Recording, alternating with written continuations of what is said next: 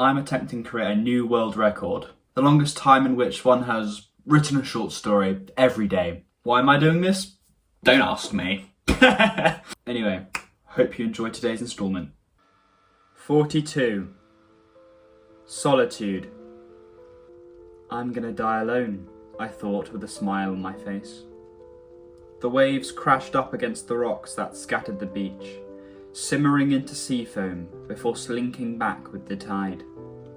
Over and over again, the waves repeated that same motion, and if I closed my eyes, I could almost imagine that rustling sound as a rhythmic harmony, something composed by Beethoven or Mozart. It was calming to the ears, and coupled with the dry, cool air, it washed away the sweat that had clung to me after the hard day's work. My suit lay, draped over a rock, to my right. I had loosened my tie.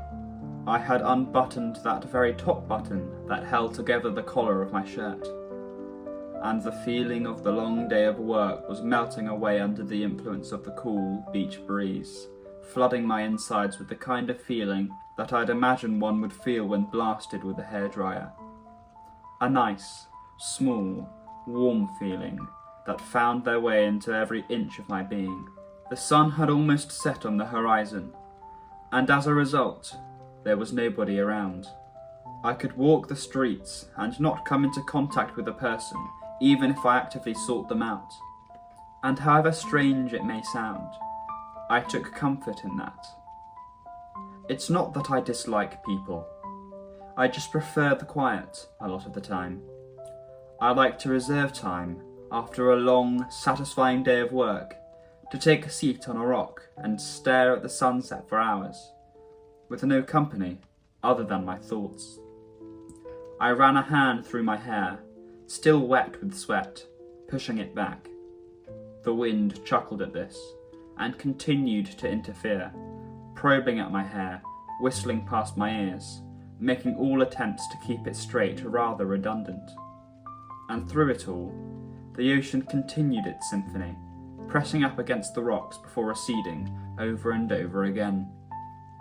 I wondered if this was right. Perhaps, if I were to spend these twilight hours with someone else, I could enjoy it even more. Maybe that is the case. Hell, I could very much see it being the case. Laughter with a good friend, or perhaps someone that meant a little bit more to me, on a beautiful, almost cloudless night like this. I'm sure it'd be fun I wouldn't forget as easily as I'd forget this experience, sitting here, watching the sun and listening to the ocean, all by myself. Yet, I felt no urge to interrupt this moment.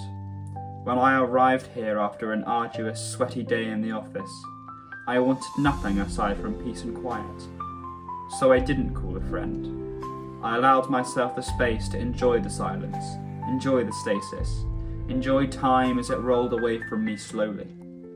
And all the while, with all of these questions and thoughts and inside jokes fluttering around like butterflies in my mind, I smiled all the same. A full, gleeful smile, one spurred on by the contentedness of solitude. If I could, I would sit here until time ran out, or until the sun died, or until the oceans dried up. I could very much live all alone, all by myself, with nobody to speak to. I would be fine with that.